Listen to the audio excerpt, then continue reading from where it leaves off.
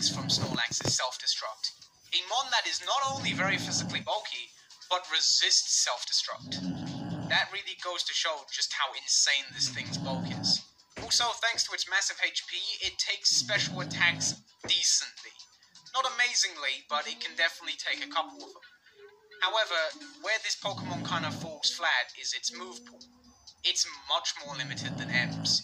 It does have some good special attacks, but of course it doesn't really have the special to use them, and it doesn't have any kind of a boosting move. And in terms of physical moves, this thing is really, really limited. Of course it doesn't have any stab, but even outside of that, while it does have Hyper Beam, it doesn't have Body Slam. For normal type damage, you really have to rely on strength if you want consistent damage, which isn't a very impressive move. And outside of normal type attacks, you don't really have anything.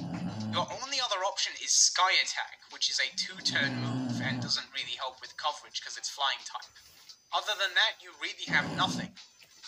Well, it does learn Peck at level 192, but, you know, let's not worry about that. That doesn't really count.